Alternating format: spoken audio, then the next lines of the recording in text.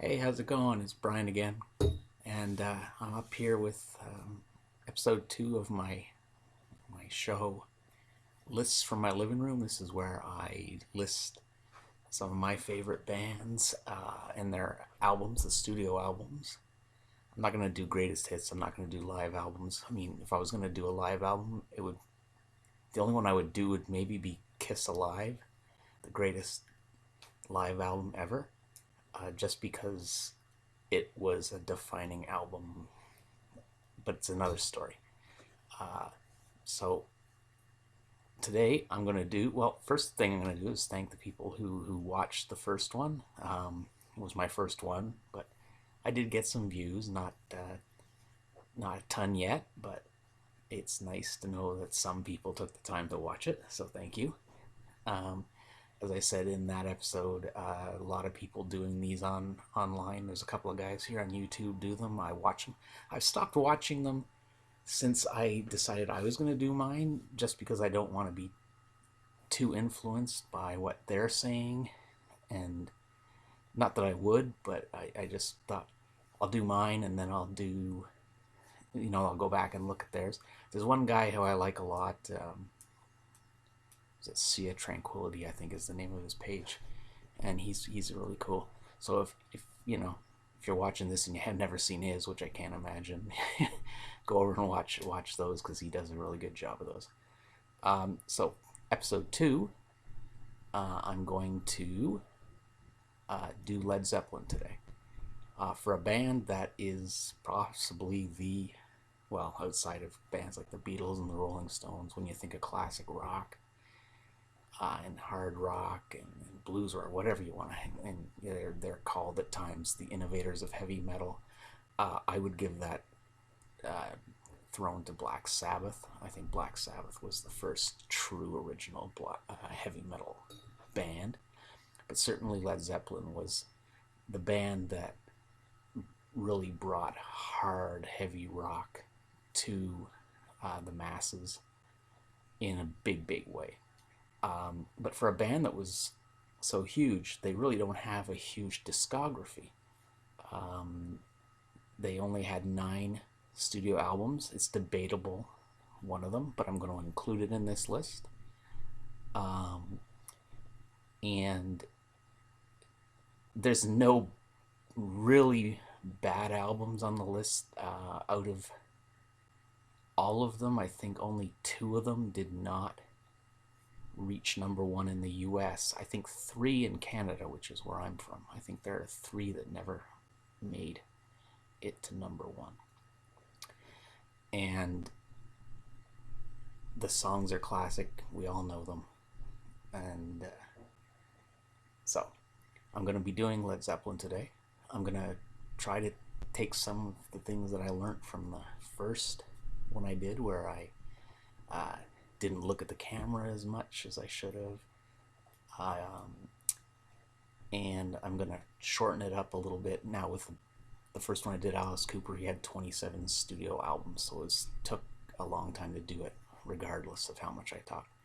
This one I can maybe elaborate a little bit more on what I think about the albums, and still come in at a manageable time for people. So let's see if I can do that, because who wants to look at this face for more than they have to, honestly. Um, the usual caveat, my lists, it's just what I think, and there's going to be stuff. I know there's going to be one on this list that people are going to say, oh, come on. But it's what I think is from the, last to first. You may have your own list. If you have your own list, it's cool. Like I said, it's all good. Do your own list. Put it out there. I'll watch it. I watch all of them. So let's go. Led Zeppelin. I don't think there's a lot of debate about this one. I think maybe anybody who's doing these will put it in here, and this is the one that I think you could even debate whether or not it's an actual studio release. It's more of a compilation. That's 1982, Coda. This album, I guess you could call it the contractual agreement album, which, like Monty Python made famous with one of their albums. Came out in 1982, as I said. It was done after the death of drummer John Bonham. The band had decided that they weren't going to continue on. And so the record company, being a record company, said, well, you still owe us a product. And so they said, okay, we're going to go and we're going to get outtakes from other albums. We're going to put them on here and we're going to put it out as an album that's going to fulfill the contract. You can tell they're outtakes, not because they're bad, but there's stuff here. There's a couple of songs, I believe, that were recorded live and then they stripped them down, took out the audience noise, the crowd noise, and they overdubbed parts of it. I Can't Quit You Baby, which is they did that on another album. I Can't Quit You Baby. That's the Willie Dixon song. I think that's one of the ones that may have been recorded live. Side 1 is it's not as good as side 2, frankly. We're Gonna Groove's okay. They're all good. I mean, they're all quality material. It's Led Zeppelin. Side 2, you've got a lot of outtakes, pretty much all from the sessions that produced In Through the Outdoor, the album In Through the Outdoor. And I like them. Ozone Baby, Wearing and Tearing, Bonzo's Montreux is a drum solo. It's kind of tribute to John Bonham. Darlene is just kind of a fun little rock song. I don't know, Darlene brings back certain memories because my high school girlfriend was named Darlene. Blonde, very attractive, very well built. What was I thinking? I messed that one up, didn't I, guys? Anyway, Coda comes in at number 9. Sorry, putting it down on the floor. Next is, I don't think there would be any doubt for a lot of people, this one either. 76, Presence. It's got the weird album cover with the object. I do recall, and then it's the back cover with the same object, and I remember as kids wondering, well, what is this all about? It's sinister, what is it? But it was just some design inside gatefold. That's the beauty of the vinyl, is the great gatefold albums. I think a lot of people have kind of appreciated this album more as years have gone on. It did reach number 1, and it's got some good rock songs on it. A really odd opener though. Achilles' Last Stand, 10-minute song, good song, but it's really long. When's the last time the band opened their album with a 10-minute song, right? I mean, I'm sure there are some. Iron Butterfly, Inagaddadavida, I suppose. But they're good. Side 2 is where it's Nobody's Fault But Mine. I like that song a lot. Hot Song for Nowhere, very good song. Candy Store Rock. It's solid, good rock from the band. The band was going through kind of a weird time. Robert Plant had been in a car accident. He was recovering from that. Jimmy Page was really heavily into his heroin addiction still. John Bonham was drinking a lot. Not a real focused album as far as, but it did bring a lot of really good songs. You just don't hear them a lot on the radio. It's not an album that gets played a lot, even on classic rock radio. You don't hear a lot of those songs. So that was number 8. An album, this is a great album. I'm going to say that. But it's not going any higher than this on my list. That's Physical Graffiti. This one, again, in the vinyl years, you had these great covers. And it's a double album. And it's got great Led Zeppelin songs on it, no doubt about it. Kashmir, an all-time classic of the band. Custard Pie, Houses of the Holy. I think that being a double album, sorry I took this part out, I'm not going to try to put it back in right now, but being a double album, I think that in the days where you had compact discs, had this come out, this came out in 1975, yes, 75.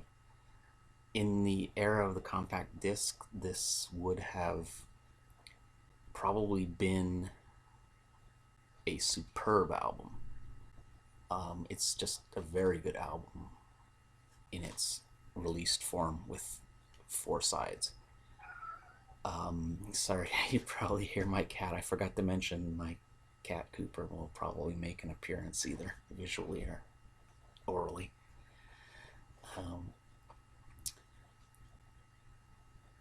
But I think there's some filler on this that really is not their best moments. On side 4, there's a lot of stuff here that I could do without. Boogie with Stu, huh? Side 3, they're Bronniar. Black Country Woman, though, on side 4 is really good. But it kind of, for me, gets a little bogged down, where you have really good songs and then you've got other ones that really, they weren't, they just felt like filler, and that's why it shows up here on my list. So that was number 7. At number 6, and I can't explain why I don't have this on either compact disc or vinyl, because I have a big vinyl collection.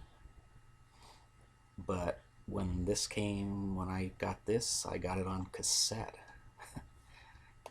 I'm getting rid of the glare. That's the Houses of the Holy. I wish I could show you the whole album, because I believe it's another gatefold on vinyl.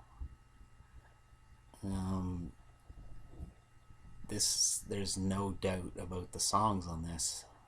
Just looking at it, you've got The Ocean, Over the Hills and Far Away, which has that great acoustic opening, and then goes into the heavier, The Crunge, No Quarter. There's classic songs there. Dancing Days, the Rain Song. Dire Maker or Do Your Maker, I can never, I don't know how they pronounce that. I've never known exactly. That one I don't. Some people love that song. I just don't get it. But obviously a classic album. So many good songs. So many memorable songs. But when you have a catalog like Led Zeppelin, it's gonna wind up somewhere, and for me that's where it ends up at number 6 on the list. So for 1970, I'm going with Led Zeppelin 3. Again, it's a case of this one was different from the first 2 albums, Led Zeppelin 1 and Led Zeppelin 2, hence Led Zeppelin 3. In that there's a lot of there's some more acoustic, more mellow stuff on here. Tangerine, very good song. It's more of a nice kind of melodic ballady song. But look at some of these songs. Immigrant Song. Who doesn't know that one? Celebration Day, Since I've Been Loving You, Gallows Pole, Brawny R Stomp. Hats off to Roy Harper. I don't care about that song, but it's I don't play this one really that much compared to a lot of the others. Don't know why. It just, for some reason, this one, I even though they're songs I love, I just don't find them in the mood to play it as much as some of the others. But excellent album, excellent. So here's where I'm going to lose a lot of people. But I love this record. So from 1979, In Through the Outdoor. This album came with, I think it was three or four different versions of the cover.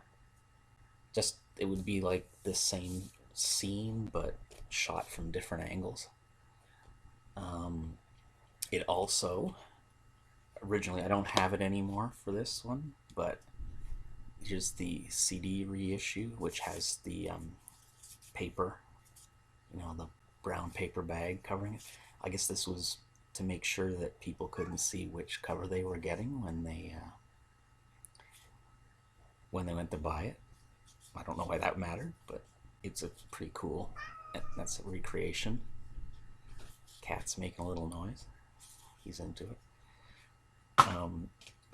But this is an album that I think just has, and it also had on the inside, part of the packaging was, you had one of those, remember when you were kids, if you're my age? Sorry, I'm pushing my cat away from my feet. You had those things where you take a wet cloth and you wipe it over the picture and then you'd get colors. Well, that's what came with the original packaging. So I did this, of course, back when I got this in, probably was about end of 79, early 1980. I won this album at my high school. And I won it on a casino day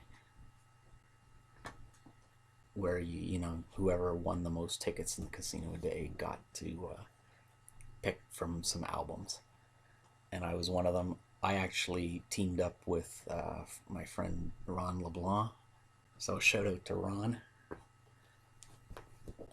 who kind of went in with me. We manipulated the system. So Ron, hey, I got the album if you ever want to listen to it. Okay? All right. I know that a lot of people don't. I should talk more about this album. I didn't talk about the songs even. People always kind of say, I don't like this one. I don't, because it's got a lot of keyboard influence on some of the songs. But you've got some really nice songs on here. You got In the Evening, with kind of that long opening, and then that really cool kind of riff. Fool in the Rain, I'm a big fan of. It has really my favorite guitar solo of all time in it. Kind of that fuzzy toned solo that Jimmy does. But the songs are all really good on here. A lot of people hate Caroselambra, which is the first song on side 2. I'm a big fan of that song. It's really kind of sounds like it's 3 songs that they had parts of that they just sort of put together and they bridged them together.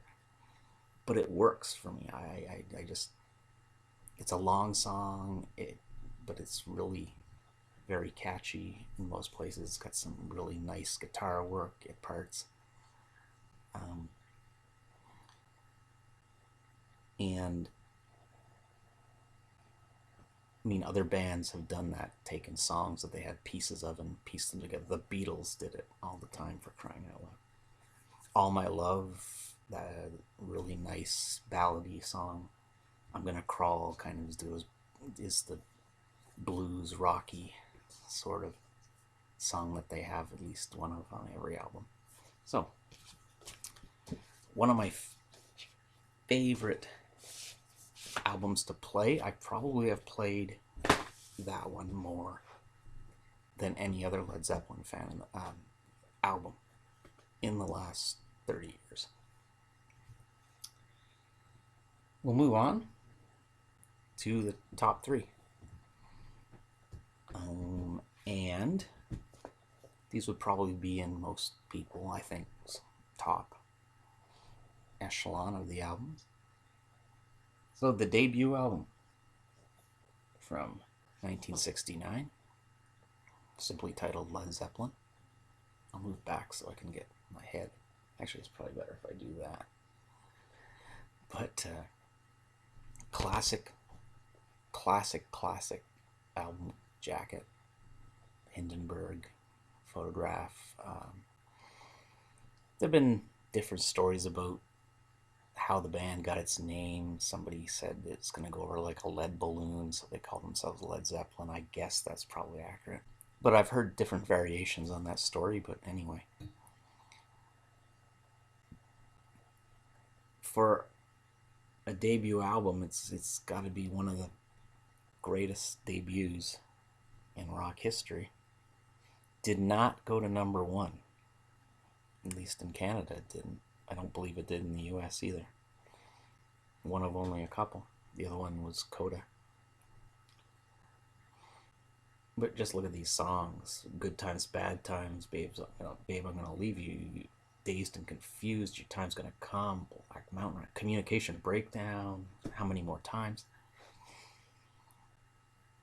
It's very heavy. It was certainly very, very heavy for 1969, and really kind of set the tone for where rock music was gonna go in the 1970s. Paved the way for so many bands. Fantastic album.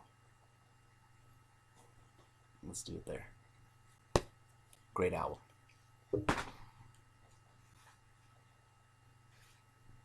There wasn't a whole lot of debate between these next two because I have a clear number one. But there's no denying not just how great this album is, but the impact, in terms of impact on rock music. I don't think you're going to get any that are going to have a lot more than the Untitled album, commonly known as Led Zeppelin 4. But it never did actually have a name. Just one of the largest selling albums in music history. You got the gatefold again. But what can you say about this album? You've got just so many classics. Pretty much every single song on this album you can hear at one point or another if you listen to classic rock or rock radio. Rock and Roll, Black Dog, Battle of Evermore, Misty Mountain Hop, Four Sticks. What am I missing? Well, of course, the end to most of our high school dances, which was Stairway to Heaven. A song that I think a lot of people say, oh, I'm so sick of hearing Stairway to Heaven. I can still listen to it when it comes on the radio. It's just so good. Oh, and of course they had the inside. That's where they started with those symbols, the Zoso symbols, I guess. And, what did they mean? What did they mean? Analyzing it to death. Undoubtedly a pure classic.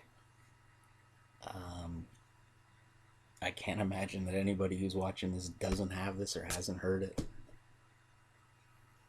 From 1971.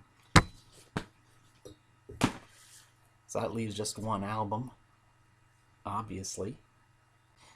And this one,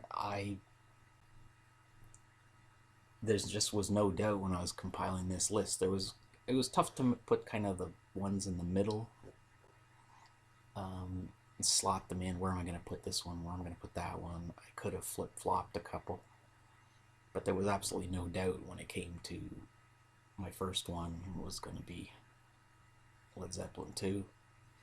Again, another classic album cover. This one has been with me for a long time. You can see it's pretty well worn. It took what they had on the debut and just took it further. Gatefold, great gatefold.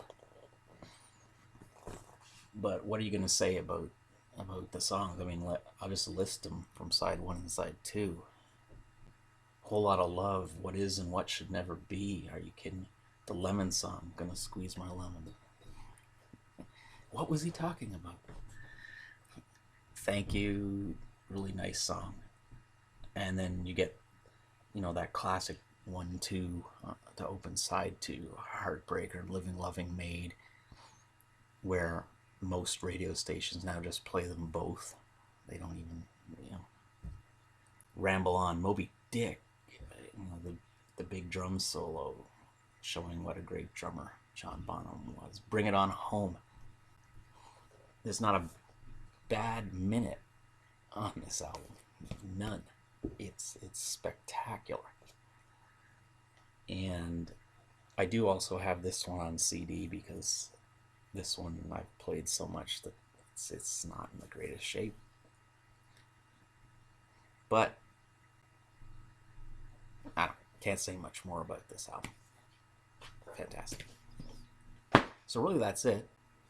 I promised I was going to make it shorter, and I did. There weren't as many albums to review. Hope you enjoyed it. I'll try to be back in another couple of weeks with another one. If no one watches this one, then I guess I won't be back. So, again, thank you for watching. Keep rocking.